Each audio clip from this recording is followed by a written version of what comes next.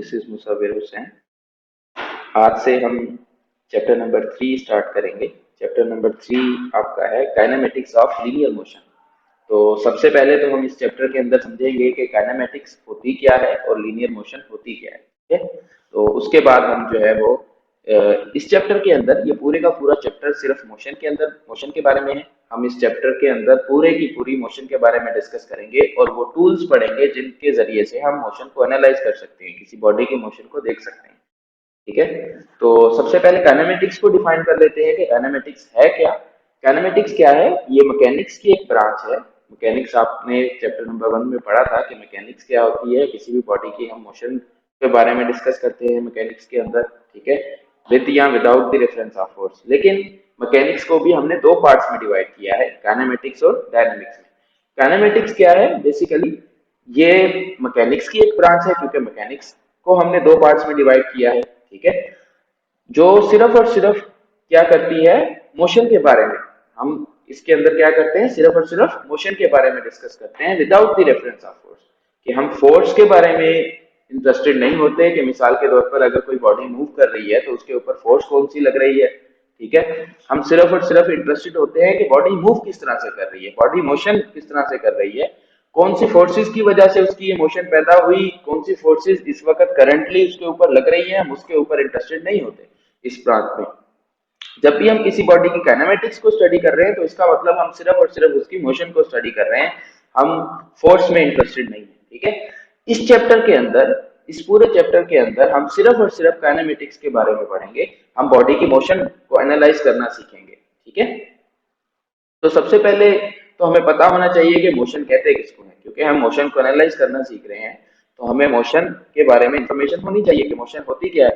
तो basically motion क्या होती है कि अगर कोई बॉडी अपने सराउंडिंग के हिसाब से अपनी पोजीशन चेंज कर रही है। मिसाल के तौर पे आप एक कमरे में बैठे हैं और आप उस कमरे के हिसाब से अपनी पोजीशन चेंज कर रहे हैं, एक कमरे में एक जगह से दूसरी जगह जा रहे हैं, तो आप क्या कहलाएंगे? मोशन में कहलाएंगे। अगर एक बॉडी अपने सराउंडिंग के हिसाब से पोजीशन चेंज नहीं कर रही, ठीक है, तो हम कहेंगे कि वो बॉडी किसमें है? रेस्ट में। ठीक है, if a body change its position with respect to its surrounding it is said to be in motion. If a body does not change its position with respect to its surrounding, it is said to be in rest. लेकिन इसके अंदर देखिए एक term use हुआ है, एक लफ्ज इस्तेमाल हुआ है सराउंडिंग, उसको समझना बहुत जरूरी है कि सराउंडिंग का मतलब क्या है। मिसाल के तौर पर आप एक ट्रेन के डब्बे के अंदर बैठे हैं, ट्रेन में बैठे हैं, ट्रेन का डब्बा जो है वो आपकी क्या होगी? सराउंडिंग। ठीक है, अगर आप उस ट्रेन के डब्बे के हिसाब से मूव कर रहे हैं, उस ट्रेन का अपनी सराउंडिंग के हिसाब से मूव कर रहे हैं, तो वहां के लोगों के हिसाब से आप मोशन में होंगे। अगर आप एक सीट पर बैठे हैं और मूव नहीं कर रहे, अपनी पोजीशन चेंज नहीं कर रहे उस ट्रेन के डब्बे के हिसाब से, तो आप क्या होंगे? रेस्ट में होंगे। लेकिन अच्छा, ये तो थी आपको हम देख रहे थे, आपका जो ऑब्जर्वर था, जो आपको देखने वाला था, वो उस ट्रेन के डब्बे के अंदर ही मौजूद था। अगर वो उस ट्रेन के डब्बे के अंदर ही मौजूद है तो उसकी सराउंडिंग वो ट्रेन का डब्बा है, तो उस ट्रेन के डब्बे के हिसाब से तो आप मोशन में नहीं है। लेकिन अगर एक ऑब्जर्वर आपको स्टेशन से देख रहा है, एक स्टेशन से ट्रेन गुजर रही है, वहां पर एक ऑब्जर्वर खड़ा है और वो आपको देख रहा है, उसके हिसाब से तो ट्रेन मूव कर रही है। तो उसके हिसाब से अगर ट्रेन मूव कर रही है तो ट्रेन के अंदर जितनी भी बॉडीज मौजूद है, जितनी भी चीजें मौजूद हैं, वो सब भी मूव कर रही है। तो उसके हिसाब से आप क्या होंगे? मोशन में होंगे। लेकिन अगर एक ऑब्जर्वर आपको अंदर ट्रेन के डब्बे के अंदर बैठ के देख रहा है, उसके हिसाब से आप क्या होंगे? रेस्ट में होंगे। तो सराउंडिंग जो है वो बहुत ज्यादा इंपॉर्टेंट है ये डिफाइन करने में कि आप इस वक्त करंटली रेस्ट में है या मोशन में। ठीक है, एक और एग्जांपल ले लेते हैं कि मिसाल के तौर पर हम अगर मिसाल के तौर पर अर्थ पर मौजूद है, अर्थ की सरफेस पर मौजूद है, हमें एक बंदा अर्थ की सरफेस से देख रहा है, एक जो हमारा ऑब्जर्वर है जो हमें दिख रहा है वो अर्थ की सरफेस से देख रहा है, तो उसके हिसाब से हम क्या होंगे? अगर हम पोजीशन चेंज नहीं कर रहे अर्थ के सरफेस के ऊपर, तो हम क्या होंगे? रेस्ट में होंगे। लेकिन अगर एक बंदा हमें चांद से देख रहा है, मून से देख रहा है, उस ऑब्जर्वर के हिसाब से अर्थ जो है वो आपको पता है कि सूरज के गिर्द रिवॉल्व कर रही होती है और अपने एक्सिस के गिर्द भी रिवॉल्व कर रही होती है। तो अगर एक बंदा चांद से हमें देख रहा है तो उस ऑब्जर्वर के हिसाब से हम क्या होंगे? हमेशा रेस्ट में होंगे। क्यों रेस्ट में होंगे? क्योंकि हमारा पूरी की पूरी सराउंडिंग जिस जिस एक फ्रेम के अंदर हम मौजूद है, वो पूरे का पूरा फ्रेम मूव कर रहा है, वो पूरे का पूरा फ्रेम मोशन में है। तो उसकी उस फ्रेम के अंदर जितनी भी चीजें मौजूद हैं, जितने भी ऑब्जेक्ट्स मौजूद हैं, वो सारे के सारे कंटिन्यूसली मोशन में है।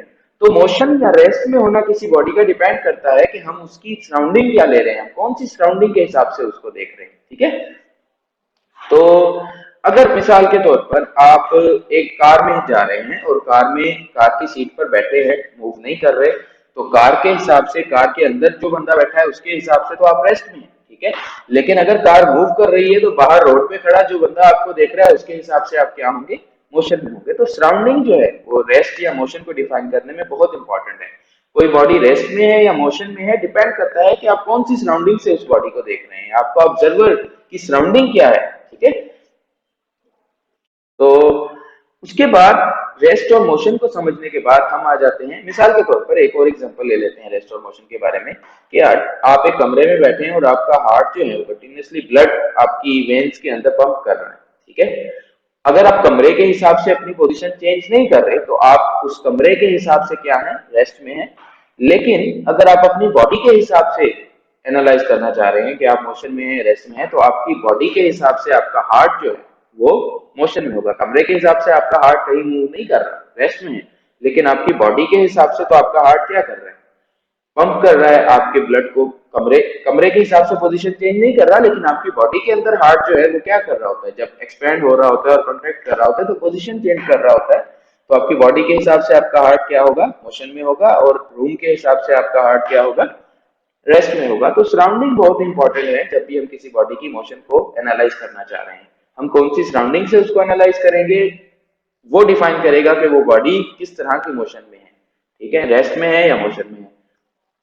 तो सबसे पहले हम मोशन के टाइप्स डिस्कस कर लेते हैं कि हम कौन कौन सी टाइप्स की मोशन को एनालाइज करेंगे। इस चैप्टर के अंदर, इस पूरे चैप्टर के अंदर हम सिर्फ और सिर्फ लीनियर मोशन या ट्रांसलेटरी मोशन के बारे में पढ़ेंगे। ठीक है, अब लीनियर मोशन कहते हैं किसको है, अगर एक body, if a body change its position in straight path it is said to be in linear motion. अगर एक बॉडी एक स्ट्रेट लाइन में मूव कर रही है, अगर कोई बॉडी मूव कर रही है, ठीक है, तो उसकी मोशन को हम क्या कहेंगे, लीनियर मोशन कहेंगे। मिसाल के तौर पे मोशन की डेफिनेशन हमने क्या ली थी कि एक बॉडी जो अपनी पोजीशन चेंज कर रही है, अगर वो बॉडी अपनी पोजीशन एक स्ट्रेट लाइन में चेंज कर रही है तो उसकी मोशन को हम क्या कहेंगे, लीनियर मोशन कहेंगे। यहाँ पर मैंने एक एग्जांपल में एक फिगर दी हुई है जिसके अंदर स्लाइडर्स है जो बिल्कुल स्ट्रेट पाथ में मूव कर सकते हैं। ये स्लाइडर सिर्फ आगे या पीछे हो सकता है, इधर उधर मूव नहीं कर सकता। ठीक है, ये स्लाइडर जैसे ये सारे के सारे स्लाइडर्स हैं, ये सिर्फ एक स्ट्रेट लाइन में मूव कर सकते हैं। तो इन स्लाइडर्स की जो मोशन होगी वो क्या होगी, लीनियर मोशन होगी। ठीक है, उसके बाद रोटेटरी मोशन पर आ जाते हैं। रोटेटरी मोशन किसको कहते हैं, अगर एक बॉडी एक फिक्स पॉइंट के गिर्द रोटेट कर रही हो या स्पिन कर रही हो तो हम उसको क्या कहते हैं, रोटेटरी मोशन कहते हैं। रोटेटरी मोशन दो टाइप्स की होती है, एक स्पिन मोशन और एक ऑर्बिटल मोशन, जो कि यहाँ पर आपके चैप्टर में आपकी बुक में डिस्कस नहीं की हुई, हम डिस्कस कर लेते हैं। अगर, चलो उसको बाद में डिस्कस करते हैं, पहले हम रोटेटरी मोशन को समझ लेते हैं अच्छी तरह से कि रोटेटरी मोशन होती क्या है। ठीक है, एग्जांपल्स समझ लेते हैं रोटेटरी मोशन के।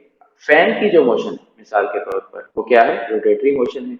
जमीन अपने एक्सिस के गिर्द घूम रही है, उसकी मोशन भी क्या है, रोटेटरी मोशन है। जमीन सूरज के गिर्द घूम रही है, वो मोशन भी क्या है, रोटेटरी मोशन है। ठीक है, और जितनी भी बॉडीज आप एक फिक्स पॉइंट के गिर्द घूमते हुए अपनी रियल लाइफ के अंदर देखते हैं वो सारी की सारी कौन सी मोशन में है, रोटेटरी मोशन में है। इस चैप्टर के अंदर हम रोटेटरी मोशन की डेफिनेशन तो हमने पढ़ी है, लेकिन रोटेटरी मोशन को एनालाइज करना हम इस चैप्टर के अंदर नहीं सीखेंगे। हम चैप्टर नंबर 7 में रोटेटरी मोशन के बारे में पढ़ेंगे। तो इस चैप्टर में सिर्फ और सिर्फ थोड़ा सा इंट्रोडक्शन ले लेते हैं रोटेटरी मोशन का। मिसाल के तौर पे ये व्हील जो है वो रोटेट कर रहा है, इस व्हील का जो जिस सेंटर के गिर्द रोटेट कर रहा है, जिस पॉइंट के गिर्द ये रोटेट कर रहा है, ये लाल रेड पॉइंटर आपको नजर आ रहा होगा, इस पॉइंट को हम कहते हैं सेंटर ऑफ रोटेशन। ठीक है, और अगर इस सेंटर से एक परपेंडिकुलर लाइन हम पास करें, जैसा कि यहाँ पर एक आपको ग्रीन कलर का एक एक लाइन नजर आ रही है, इस लाइन को हम क्या कहते हैं, एक्सिस ऑफ रोटेशन। ठीक है, फिक्स पॉइंट जिसके गिर्द एक बॉडी घूम रही है उसको हम क्या कहते हैं, सेंटर ऑफ रोटेशन। और उस फिक्स पॉइंट से अगर एक परपेंडिकुलर लाइन ड्रा करें तो उस लाइन को हम क्या कहते हैं, एक्सिस ऑफ रोटेशन। ठीक है, रोटेटरी मोशन दो टाइप्स की होती है, एक स्पिन मोशन और एक ऑर्बिटल मोशन। स्पिन मोशन किसको कहते हैं, अगर एक बॉडी अपने ही सेंटर के गिर्द घूम रही है। अगर एक बॉडी का सेंटर ऑफ रोटेशन उस बॉडी के अंदर ही है, जैसे मिसाल के तौर पे एक पंखा जब रोटेट कर रहा होता है तो उसका जो सेंटर ऑफ रोटेशन है वो पंखे की बॉडी के अंदर ही है, तो पंखे की मोशन को हम इस तरह की मोशन, इस तरह की रोटेटरी मोशन को हम क्या कहेंगे, स्पिन मोशन। अगर एक बॉडी जिसका सेंटर ऑफ रोटेशन उस बॉडी के अंदर नहीं है, उसका सेंटर ऑफ रोटेशन किसी और बॉडी के अंदर है, मिसाल के तौर पर जैसे अर्थ जो है जो सूरज के गिर्द घूम रही है, तो अर्थ जो सूरज के गिर्द घूम रही है इसका सेंटर ऑफ रोटेशन कहाँ पर है, सूरज के अंदर है, ठीक है, सूरज पर है। तो इस तरह की मोशन जिसके अंदर सेंटर ऑफ रोटेशन बॉडी के खुद के अंदर ना हो, इस तरह की मोशन को हम, इस तरह के रोटेटरी मोशन को हम क्या कहते हैं, ऑर्बिटल मोशन। तो स्पिन मोशन किसको कहते हैं कि अगर एक बॉडी अपने ही एक्सिस के गिर्द, अब एक्सिस ऑफ रोटेशन बॉडी के अंदर से पास हो रहा है, अपने ही सेंटर के गिर्द घूम रही है, तो हम उस तरह के मोशन को क्या कहते हैं, स्पिन मोशन। और ऑर्बिटल मोशन हम किसको कहते हैं, अगर कोई बॉडी किसी और बॉडी के गिर्द घूम रही है तो उस तरह की रोटेटरी मोशन को हम क्या कहते हैं, ऑर्बिटल मोशन। उसके बाद थर्ड जो टाइप है मोशन की वो है वाइब्रेटरी मोशन। अब वाइब्रेटरी मोशन किसको कहते हैं, अगर एक बॉडी एक फिक्स पॉइंट के गिर्द टू एंड फ्रो वाइब्रेट कर रही है, जैसे मिसाल के तौर पर गिटार की स्ट्रिंग्स अगर हम उनको डिस्टर्ब करते हैं तो वो इस तरह से वाइब्रेट कर रही होती है, ठीक है, लेकिन एक फिक्स पोजीशन के गिर्द वो वाइब्रेट कर रही होती है, और वो वाइब्रेट करने के बाद दोबारा क्या होती है, अपनी जो फिक्स पोजीशन थी जहां पर वो पहले से मौजूद थी वहां पर वापस आ जाती है। तो इस तरह की मोशन को हम क्या कहते हैं, वाइब्रेटरी मोशन या ऑसिलेटरी मोशन कहते हैं। कोई भी बैक एंड फोर्थ मोशन, मिसाल के तौर पर झूले की मोशन, ठीक है, झूला जो है वो किस तरह से मूव कर रहा होता है, एक फिक्स पॉइंट के गिर्द जो है वो मूव कर रहा होता है, इसकी मोशन को भी हम क्या कह रहे होते हैं, वाइब्रेटरी मोशन कह रहे होते हैं, ठीक है। और वाइब्रेटरी मोशन की एग्जांपल्स, आपका फोन जो है मिसाल के तौर पर जब कॉल आती है तो उस वक्त आपका फोन जो है वो एक फिक्स पॉइंट के गिर्द वाइब्रेट कर रहा होता है, उसकी मोशन भी क्या होती है, वाइब्रेटरी मोशन होती है, ठीक है। यहाँ पर इस फिगर के अंदर लीनियर मोशन की भी एग्जांपल दी हुई है। मिसाल के तौर पे ये एक बंदा है जो एक ब्लॉक को लीनियर मोशन के अंदर मूव करवा रहा है, तो इस ब्लॉक की मोशन क्या होगी, लीनियर मोशन होगी। कर्व लीनियर मोशन हमने यहाँ पर डिस्कस नहीं की हुई। रोटेटरी मोशन जो है यहाँ पर डिस्कस की हुई है कि एक पंखे की एग्जांपल दी हुई है, ये जो पंखा रोटेट कर रहा है इसकी मोशन रोटेटरी मोशन है, ठीक है। और रोटेटरी मोशन मैंने आपको बताया था दो तरह की होती है, ठीक है, एक स्पिन मोशन और एक ऑर्बिटल मोशन। इस पंखे की जो मोशन है वो क्या है, स्पिन मोशन है। और यहाँ पर मिसाल के तौर पर इन्होंने एक सैटेलाइट की एग्जांपल दी हुई है कि एक सैटेलाइट जो है वो जमीन के गिर्द जो है वो इस तरह से रोटेट कर रहा होता है, तो इस सैटेलाइट की मोशन को हम क्या कहेंगे, ऑर्बिटल मोशन या सर्कुलर मोशन, ठीक है। उसके बाद आ जाते हैं दो इंपॉर्टेंट कॉन्सेप्ट्स के ऊपर, स्केलर एंड वेक्टर क्वांटिटीज। तो सबसे पहले तो हमें स्केलर क्वांटिटीज को डिफाइन करते हैं कि स्केलर क्वांटिटीज होती क्या है। यहाँ पर लिखा हुआ है कि those physical quantities which can be specified by its magnitude are called scalar quantities, ठीक है। अब फिजिकल क्वांटिटी सबसे पहले हम समझ लें कि हम किसको कहते हैं। Physical quantities are the quantities which can be measured, ठीक है। ऐसी कोई भी क्वांटिटी जिसको हम मेजर कर सकते हैं उसको हम क्या कहते हैं, फिजिकल क्वांटिटी कहते हैं, ठीक है। अब कौन सी क्वांटिटीज को हम मेजर करते हैं, मिसाल के तौर पे रियल लाइफ के अंदर आप देखते होंगे, आप वेट किसी बॉडी का मेजर कर रहे होते हैं, आप मास किसी बॉडी का मेजर करते हैं, आप जो है वो डिस्टेंस एक बॉडी कितना मूव कर रही है वो मेजर करते हैं, आप जो है वो लेंथ मेजर करते हैं किसी चीज की कि लंबाई कितनी है, चौड़ाई कितनी है, ये सारी की सारी क्या होंगी, फिजिकल क्वांटिटीज होंगी, ठीक है। आप एक गाड़ी की स्पीड मेजर करते हैं कि वो गाड़ी कितनी स्पीड से मूव कर रही है, स्पीड भी क्या है, एक फिजिकल क्वांटिटी है। अब फिजिकल क्वांटिटी की दो कैटेगरीज हैं, दो तरह की फिजिकल क्वांटिटीज होती हैं, एक तो स्केलर क्वांटिटीज और दूसरी वेक्टर क्वांटिटीज। अब स्केलर क्वांटिटीज क्या होती हैं, वो फिजिकल क्वांटिटीज जिनको डिफाइन करने के लिए या जिनको स्पेसिफाई करने के लिए सिर्फ और सिर्फ मैग्नीट्यूड की जरूरत होती है, इस तरह की फिजिकल क्वांटिटीज को हम क्या कहते हैं, स्केलर क्वांटिटीज। एग्जांपल्स क्या है स्केलर क्वांटिटीज के लिए, स्केलर क्वांटिटीज की डिस्टेंस, हम आगे जाके स्पीड, डिस्टेंस और ये वर्क डिटेल में डिस्कस कर रहे हैं, तो इसलिए मैंने एग्जांपल्स को यहाँ डिस्कस नहीं करूंगा, आगे जाके हम इसको डिटेल में डिस्कस कर रहे हैं कि स्पीड क्या होती है, डिस्टेंस क्या होती है। उसके बाद वो वाली फिजिकल क्वांटिटीज जो जिनको स्पेसिफाई करने के लिए, जिनको डिफाइन करने के लिए आपको मैग्नीट्यूड के साथ साथ डायरेक्शन की भी जरूरत होती है, तो इस तरह की फिजिकल क्वांटिटीज को हम क्या कहते हैं, वेक्टर क्वांटिटीज कहते हैं।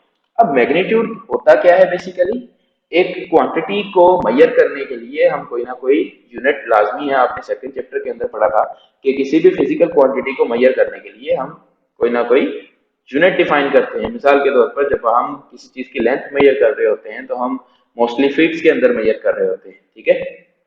तो फीट क्या हुआ, यूनिट हुआ। और यूनिट के साथ अगर एक नंबर मिल जाए, मिसाल के तौर पर हम किसी चीज की लेंथ मेजर कर रहे हैं और वो 4 फीट आई, तो ये जो नंबर और यूनिट का कॉम्बिनेशन है इसको हम कह रहे होते हैं कि ये मैग्नीट्यूड है। तो एक क्वांटिटी को अगर डिफाइन करने के लिए सिर्फ मैग्नीट्यूड की ही जरूरत है तो ऐसी क्वांटिटी को हम क्या कहेंगे, स्केलर क्वांटिटी। मिसाल के तौर पे आपसे अगर कोई पूछ रहा है कि एक एक कमरे की चौड़ाई कितनी है, ठीक है, तो आपको उस कमरे की चौड़ाई बताने के लिए सिर्फ क्या चाहिए, मैग्नीट्यूड चाहिए। आप बताएंगे कि इस कमरे की चौड़ाई जो है वो 10 फीट है या इस कमरे की चौड़ाई जो है वो 15 फीट है, ठीक है। आपको किसी डायरेक्शन की जरूरत नहीं है इस कमरे की चौड़ाई बताने के लिए।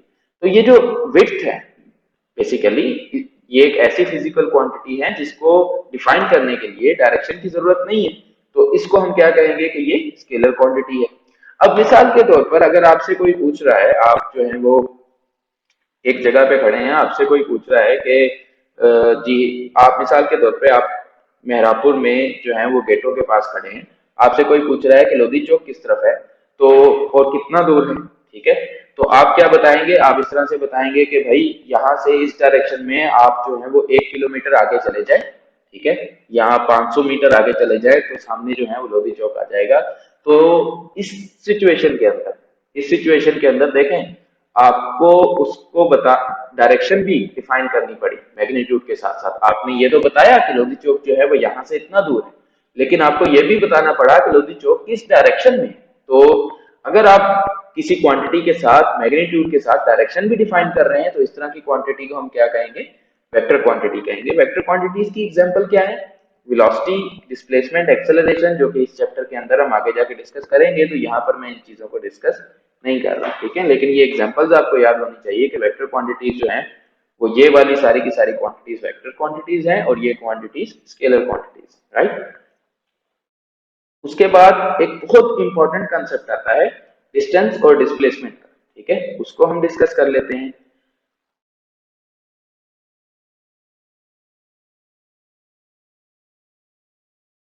ओके, तो हम डिस्टेंस और डिस्प्लेसमेंट के बारे में डिस्कस कर रहे थे। डिस्टेंस बेसिकली क्या होता है, किसी भी बॉडी का अगर मिसाल के तौर पर कोई बॉडी पोजीशन चेंज कर रही है, अपनी पोजीशन चेंज कर रही है। अब यहाँ से देखें इस चैप्टर में, यहाँ से हम वो टूल्स डिस्कस करना शुरू हो रहे हैं जिन टूल्स को यूज करके हम किसी भी बॉडी के मोशन को एनालाइज करेंगे या किसी भी बॉडी की मोशन के बारे में बताएंगे, ठीक है। डिस्टेंस बेसिकली क्या होता है कि एक बॉडी कितना मूव कर रही है, ठीक है, कितना मूव कर रही है, उसने जितना मूव किया उसके मूव करने को हम क्या करेंगे, मेजर करेंगे। मिसाल के तौर पे एक बॉडी यहाँ से यहाँ तक एक बॉडी ने मूव किया स्टार्ट पॉइंट से लेके यहाँ तक, तो हम अगर यहाँ से यहाँ तक की लेंथ को मेजर करें तो ये जो लेंथ होगी यहाँ से यहाँ तक की, इसको हम क्या कहेंगे, उस बॉडी का डिस्टेंस कहेंगे, ठीक है। अगर एक मिसाल के तौर पे एक बॉडी यहाँ से यहाँ तक मूव कर रही है और इस तरह से मूव कर रही है, तो इस सारे पाथ को, अगर इस सारे पाथ की हम लेंथ मेजर करें तो इस लेंथ को हम क्या कहेंगे, डिस्टेंस कहेंगे, ठीक है। इसके साथ साथ ही एक और कॉन्सेप्ट यूज होता है मिसाल के तौर पर, अच्छा इसके साथ साथ एक और कॉन्सेप्ट यूज होता है डिस्प्लेसमेंट, ठीक है। डिस्प्लेसमेंट क्या है बेसिकली, डिस्प्लेसमेंट जो है वो डिस्टेंस से एक चीज एक ज्यादा इंफॉर्मेशन देता है। डिस्टेंस देखिए हमें मोशन के बारे में इंफॉर्मेशन देता है, किस तरह से मोशन के बारे में इंफॉर्मेशन देता है कि एक बॉडी ने कितनी पोजीशन चेंज की, ठीक है, एक बॉडी ने स्टार्ट पॉइंट से लेके कितनी दूर तक गई, कितनी पोजीशन चेंज की, उसके बारे में हमें कौन सी चीज इंफॉर्मेशन देती है, कौन सी फिजिकल क्वांटिटी इंफॉर्मेशन देती है, डिस्टेंस, ठीक है। हम अगर उस पता हो, हमें अगर पता हो कि उस बॉडी ने कितना डिस्टेंस कवर किया तो हम बता सकते हैं कि उस बॉडी ने कितनी पोजीशन चेंज की, राइट, ठीक है। क्योंकि उसकी जितनी उसने बॉडी ने पोजीशन चेंज की है उसको हम मेजर कर लें तो वो क्या होता है, डिस्टेंस होता है। डिस्प्लेसमेंट क्या होता है बेसिकली, डिस्टेंस जो है वो एक स्केलर क्वांटिटी है। हमने जब स्केलर और वेक्टर क्वांटिटीज को डिस्कस किया तो यहाँ पर मैंने लिखा था डिस्टेंस, ठीक है। तो स्केलर क्वांटिटी है, इसका मतलब इसको डिफाइन करने के लिए या इसको स्पेसिफाई करने के लिए सिर्फ और सिर्फ मैग्नीट्यूड की जरूरत है, ठीक है। एक हम इसके अंदर इंटरेस्टेड नहीं होते डिस्टेंस के बारे में, जब हम बता रहे हैं डिस्टेंस जब मैं पूछ रहा हूँ किसी से, तो उसका मतलब ये होता है कि मैं सिर्फ इस चीज के अंदर इंटरेस्टेड हूँ कि बॉडी ने कितना मूव किया है, कितना दूर तक बॉडी ने अपनी पोजीशन चेंज की है, कितनी ज्यादा पोजीशन चेंज की है। ठीक है, मैं इस चीज में इंटरेस्टेड नहीं हूं कि बॉडी ने किस डायरेक्शन में मूव किया है। ठीक है, अगर जो है हम बॉडी ने कितना डिस्टेंस मूव किया है उसके साथ साथ हम डायरेक्शन भी ऐड कर दें, तो उस डिस्टेंस को हम क्या कहेंगे, डिस्प्लेसमेंट। तो डिस्प्लेसमेंट क्या है, बेसिकली डिस्टेंस ही है। ठीक है, एक बॉडी ने कितना मूव किया है और किस डायरेक्शन में किया है। ठीक है, अगर हम मैग्नीट्यूड के कितना मूव किया है बॉडी ने उसको मेजर कर लें और किस डायरेक्शन में मूव किया है हम वो डायरेक्शन भी स्पेसिफाई कर दें, तो इस तरह के डिस्टेंस को हम क्या कहेंगे, डिस्प्लेसमेंट कहेंगे। डिस्प्लेसमेंट जो है वो वेक्टर क्वांटिटी है, यहाँ पर मैंने लिखा था। ठीक है, तो इसको स्पेसिफाई करने के लिए मैग्नीट्यूड की जरूरत भी है और डायरेक्शन की जरूरत भी है। अब मिसाल के तौर पर आपसे एक बंदा पूछ रहा है, एक बंदा जो है, आप जो है वो गेटों पे खड़े हैं, मेहरापुर के गेट पे खड़े हैं, आपसे एक बंदा पूछ रहा है कि यहाँ से लोधी चौक कितना दूर है। ठीक है, इसका मतलब ये है कि वो आपसे डिस्टेंस पूछ रहा है, तो आप उसको क्या बताएंगे, मिसाल के तौर पे 500 मीटर दूर है, 600 मीटर दूर है या 700 मीटर दूर है, सिर्फ और सिर्फ मैग्नीट्यूड बताएंगे। ठीक है, लेकिन अगर एक बंदा आपसे पूछ रहा है कि यहाँ से लोधी चौक, यहाँ नाके पे खड़ा होके आपसे पूछ रहा है कि लोधी चौक कहाँ है, तो आप क्या बताएंगे, आप उसको डिस्टेंस भी बताएंगे कि लोधी चौक जो है वो यहाँ से 500 मीटर दूर है या 300 मीटर दूर है या 400 मीटर दूर है, और उसके साथ साथ आप डायरेक्शन भी बताएंगे कि यहाँ से आपको इस डायरेक्शन में जाना पड़ेगा, या नॉर्थ या साउथ या ईस्ट डायरेक्शन में जाना पड़ेगा तो लोधी चौक आ जाएगा। ठीक है, तो अगर आप किसी बॉडी की जो पोजीशन चेंज कर रही है कोई बॉडी, ठीक है, उसके साथ साथ आप उसकी डायरेक्शन को भी स्पेसिफाई कर रहे हैं और उसकी पोजीशन की चेंज को मेजर कर रहे हैं। ठीक है, तो इस तरह की मेजरमेंट को हम क्या कहेंगे, डिस्प्लेसमेंट।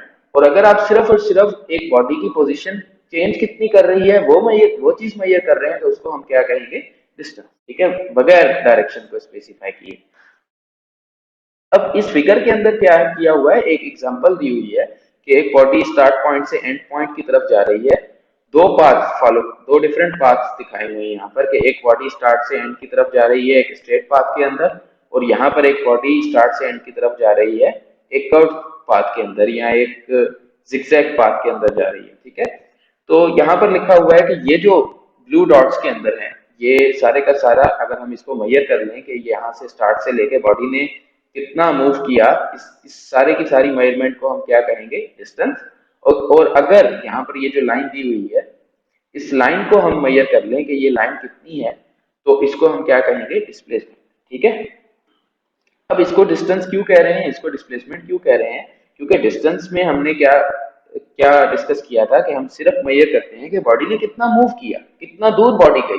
ठीक है, स्टार्ट पॉइंट से अगर आप देखें, हम इसको डिस्प्लेसमेंट क्यों नहीं कह सकते, इस जो ब्लू डॉटेड ये जो पाथ है बॉडी का, इसको हम डिस्प्लेसमेंट क्यों नहीं कह सकते, उसका रीजन ये है कि अगर आप देखें स्टार्ट पॉइंट से बॉडी इस डायरेक्शन में मूव करना शुरू हुई और उसके बाद बॉडी जो है वो एक स्ट्रेट लाइन के अंदर मूव नहीं कर रही, एक डायरेक्शन के अंदर मूव नहीं कर रही, यहाँ पर आके बॉडी अपनी डायरेक्शन चेंज कर रही है। ठीक है, यहाँ पर आके बॉडी जो है वो इस डायरेक्शन में मूव करना शुरू हो गई, उसके बाद यहाँ आकर बॉडी फिर से अपनी डायरेक्शन चेंज कर रही है, यहाँ मूव करना शुरू हो गई इस डायरेक्शन में। ठीक है, उसके बाद यहाँ आकर फिर से एक कर्व पाथ आया जहां पर बॉडी ने फिर से अपनी डायरेक्शन चेंज की, और यहाँ पर आकर फिर से बॉडी ने अपनी डायरेक्शन चेंज की, तो बॉडी जो है वो अपनी जर्नी के अंदर कंटिन्यूअसली डायरेक्शन चेंज कर रही है। ठीक है, स्टार्ट पॉइंट से लेके एंड पॉइंट तक पहुंचने तक बॉडी ने बहुत दफा अपनी थ्रू आउट इट्स जर्नी अपनी डायरेक्शन चेंज की है। तो हम इस पूरी जर्नी को कोई एक डायरेक्शन असाइन तो नहीं कर सकते कि ये बॉडी जो है वो स्टार्ट से एंड की तरफ जा रही थी या बॉडी जो है वो इस डायरेक्शन में मूव कर रही थी, कोई एक डायरेक्शन हम इसके साथ एसोसिएट नहीं कर सकते।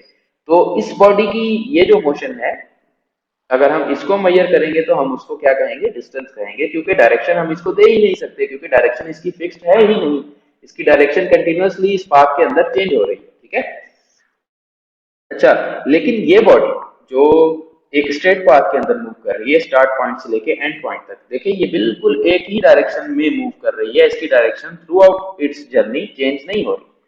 ठीक है, तो इसकी मेजरमेंट को यहाँ से स्टार्ट पॉइंट से एंड पॉइंट तक का अगर हम बॉडी ने कितनी पोजीशन चेंज की उसको हम मेजर कर लें। ठीक है, और हमें डायरेक्शन भी पता है कि बॉडी जो है वो स्टार्ट पॉइंट से एंड पॉइंट की तरफ मूव कर रही है, तो इस मेजरमेंट को हम क्या कहेंगे, इसको हम डिस्प्लेसमेंट कह सकते हैं, क्योंकि यहाँ पर हमने क्या किया कि बॉडी ने कितनी पोजीशन चेंज की वो भी मेजर किया, और बॉडी किस डायरेक्शन में मूव कर रही है हमें वो भी पता है। ठीक है, तो इस जर्नी को या इस मोशन को, बॉडी को हम कह सकते हैं, इस मोशन में हम बॉडी का डिस्प्लेसमेंट मेजर कर सकते हैं। इस तरह की मोशन के अंदर हम बॉडी का डिस्प्लेसमेंट मेजर नहीं कर सकते। क्यों नहीं कर सकते? क्योंकि बॉडी की डायरेक्शन सेम नहीं रहती। ठीक है, इसके अंदर एक और इम्पॉर्टेंट चीज है, वो ये है कि अगर आप मिसाल के तौर पे बॉडी स्ट्रेट लाइन में ही मूव कर रही है, स्टार्ट से एंड पॉइंट की तरफ ही मूव कर रही है, लेकिन आप सिर्फ और सिर्फ इंटरेस्टेड हैं कि बॉडी ने कितना मूव किया, तो लाजमी है कि स्टार्ट से एंड पॉइंट तक आप क्या मेजर करेंगे, सिर्फ लेंथ मेजर करेंगे। आपको डायरेक्शन बताने की जरूरत नहीं है। अगर आपसे पूछा जा रहा है कि स्टार्ट और एंड पॉइंट के दरमियान में कितना फासला है या कितनी दूर है स्टार्ट और एंड पॉइंट, तो आप सिर्फ और सिर्फ डिस्टेंस बताएंगे, मैग्नीट्यूड बताएंगे। ठीक है, ठीक है। अगर हम डिस्प्लेसमेंट देखें, डिस्टेंस और डिस्प्लेसमेंट दोनों एक ही बातें हैं, सिर्फ फर्क क्या है कि डिस्टेंस में हम क्या करते हैं, डायरेक्शन नहीं बताते, और डिस्प्लेसमेंट में हम क्या करते हैं, डायरेक्शन बता देते हैं। तो अगर हम डिस्प्लेसमेंट में से डायरेक्शन निकाल दें, ठीक है, क्योंकि डिस्प्लेसमेंट दो चीजों का कॉम्बिनेशन है ना, मैग्नीट्यूड का कि बॉडी ने कितना मूव किया उसकी मेजरमेंट का, और डायरेक्शन का। अगर हम डिस्प्लेसमेंट में से डायरेक्शन को निकाल दें तो क्या बन जाएगा, डिस्टेंस बन जाएगा, राइट। तो इसीलिए हम कह रहे होते हैं कि magnitude of displacement is distance. ठीक है, कि अगर हम डिस्प्लेसमेंट का सिर्फ मैग्नीट्यूड की बात कर रहे हैं तो वो क्या होगा, डिस्टेंस होगा, राइट। तो अगर आपको एक बॉडी किस डायरेक्शन में मूव कर रही है ये भी पता है, और कितना मूव कर रही है ये भी पता है, तो आप उसका डिस्प्लेसमेंट स्पेसिफाई कर सकते हैं। अगर एक बॉडी की direction through out it's journey fix नहीं रह रही तो हम उसका डिस्प्लेसमेंट स्पेसिफाई नहीं कर सकते, हम उसका डिस्टेंस स्पेसिफाई कर सकते हैं कि बॉडी ने कितना मूव किया, राइट। उसके बाद डिस्टेंस और डिस्प्लेसमेंट समझने के बाद हम आ जाते हैं स्पीड पर। स्पीड क्या है बेसिकली, देखें, हमने एक बॉडी ने कितना मूव किया ये तो हम डिस्टेंस और किस डायरेक्शन में मूव किया ये तो हम डिस्टेंस और डिस्प्लेसमेंट को यूज करके फाइंड कर सकते हैं। ठीक है, देखें, हम एक बॉडी की मोशन को स्टडी कर रहे थे ना, तो मोशन को स्टडी करते वक्त डिस्टेंस एक बॉडी कितना कवर कर रही है, कितना मूव कर रही है, वो हमें डिस्टेंस बता देगा, किस डायरेक्शन में मूव कर रही है और कितना डिस्टेंस कवर कर रही है वो हमें डिस्प्लेसमेंट बता देगा। लेकिन मिसाल के तौर पर एक बॉडी जो है वो ए पॉइंट से बी पॉइंट, स्टार्ट से एंड तक, ठीक है, इस स्टार्टिंग पॉइंट से एंड पॉइंट तक 5 सेकंड में पहुंच रही है, और दूसरी बॉडी जो है वो स्टार्टिंग पॉइंट से एंड पॉइंट तक 20 सेकंड्स में पहुंच रही है। तो हालांकि बॉडीज ने सेम डिस्टेंस कवर किया है, सेम पोजीशन चेंज की है, सेम अमाउंट में पोजीशन चेंज की है, लेकिन दोनों बॉडीज की मोशन में फर्क तो है। एक बॉडी जो है वो 5 सेकंड में स्टार्ट पॉइंट से एंड पॉइंट तक पहुंच रही है, और एक बॉडी जो है वो मिसाल के तौर पर 10 सेकंड्स में या 20 सेकंड्स में स्टार्ट पॉइंट से एंड पॉइंट तक पहुंच रही है। तो उन दोनों बॉडीज की ने पोजीशन तो सेम चेंज की, लेकिन उन दोनों बॉडीज की मोशन के अंदर फर्क है। तो हमने उन दोनों बॉडीज की मोशन के अंदर डिफरेंशिएट करने के लिए एक कंसेप्ट इंट्रोड्यूस करवाया है, एक फिजिकल क्वांटिटी इंट्रोड्यूस कराई है, जिसको हम क्या कहते हैं, स्पीड। ठीक है, स्पीड क्या है basically, it is the rate of change of distance. ठीक है, डिस्टेंस हमने समझ लिया है, अब हमने समझना है कि rate of change of distance क्या है। ठीक है, मिसाल के तौर पे एक बॉडी स्टार्ट पॉइंट से एंड पॉइंट तक जो है वो 5 सेकंड में पहुंच रही है, और उसने जो है स्टार्ट और एंड पॉइंट्स के दरमियान में जो डिस्टेंस है वो मिसाल के तौर पर 20 मीटर्स का है। तो लाजमी है कि स्पीड जो है वो हम किस तरह से कैलकुलेट करेंगे, स्पीड का फार्मूला क्या है, स्पीड को v से रिप्रेजेंट करते हैं, और उसका फार्मूला क्या है, डिस्टेंस अपॉन टाइम। ठीक है, डिस्टेंस को हम s से शो करते हैं, टाइम को हम t से शो करते हैं। ठीक है, तो rate of change of distance का मतलब क्या है कि एक बॉडी कितने टाइम में कितना डिस्टेंस कवर कर रही है वो हमें स्पीड बता रही होती है। ठीक है, तो अगर एक बॉडी मिसाल के तौर पर फर्स्ट बॉडी जो 5 सेकंड के अंदर 20 मीटर्स का डिस्टेंस कवर कर रही थी, तो उसकी स्पीड क्या होगी, डिस्टेंस अपॉन टाइम। टाइम कितना है, 5 सेकंड्स। ठीक है, इसको हम कर लेते हैं। टाइम जो है वो आपको गिवन है कितना, 5 सेकंड्स। ठीक है, और आपको एस गिवन है कितना, 20 मीटर्स। ठीक है, तो अगर आपको उसकी स्पीड कैलकुलेट करने के लिए कहा गया है, स्पीड क्या होगी, डिस्टेंस अपॉन टाइम। ठीक है, डिस्टेंस कितना गिवन है, 20, उसको डिवाइड कर देंगे 5 से, तो हमें स्पीड मिल जाएगी कितनी, 20 डिवाइडेड बाय 4 का आंसर क्या आएगा, 4 मीटर पर सेकंड। ठीक है, स्पीड का जो यूनिट है वो क्या है, मीटर्स पर सेकंड है। ठीक है, क्यों मीटर्स पर सेकंड है? क्योंकि हम डिस्टेंस को टाइम से डिवाइड कर रहे हैं। डिस्टेंस का यूनिट क्या होता है? एसआई यूनिट जो है, आपने सिस्टम ऑफ यूनिट्स जो है वो सेकंड चैप्टर के अंदर डिस्कस किए होंगे। तो डिस्टेंस का एसआई यूनिट क्या होता है? मीटर्स। और टाइम का एसआई यूनिट क्या होता है? सेकंड। तो डिस्टेंस अपॉन टाइम का यूनिट क्या होगा? Metre upon second, metre divided by second. तो इसीलिए स्पीड का यूनिट क्या है? मीटर पर सेकंड। ठीक है। और अगर आपको टाइम गिवन है कि एक बॉडी ने मिसाल के तौर पर 20 मीटर्स डिस्टेंस कवर किया है और 5 सेकंड के अंदर वो डिस्टेंस कवर किया है, तो आप स्पीड जो है उस बॉडी की कैलकुलेट कर सकते हैं कि वो बॉडी कितना फास्ट मूव कर रही थी। ठीक है, वो आप कैलकुलेट कर सकते हैं। तो देखिए, स्पीड के आने की वजह से, स्पीड को इंट्रोड्यूस कराने की वजह से आप एक बॉडी की जो मोशन है, उसको दो बॉडीज की मोशन जो सेम डिस्टेंस कवर कर रही थी, उनको आप डिफरेंशिएट कर सकते हैं। ठीक है, एक बॉडी जो है जो 5 सेकंड में ये डिस्टेंस कवर कर रही थी, उसकी मोशन, और एक बॉडी जो स्टार्ट से एंड तक 20 सेकंड में मूव कर रही थी, उस उन दोनों की मोशन में आप डिफरेंशिएट कर सकते हैं। ठीक है, तो स्पीड जो है वो हमें डिस्टेंस और डिस्प्लेसमेंट के मुकाबले में किसी बॉडी की मोशन के बारे में और ज्यादा इंफॉर्मेशन देती है। ये भी इंफॉर्मेशन देती है कि बॉडी कितनी स्पीड से, वो कितनी तेजी से मूव कर रही है। ठीक है, उसके बाद अगर हम स्पीड के साथ वेलोसिटी भी, वेलोसिटी को भी डिस्कस कर लेते हैं।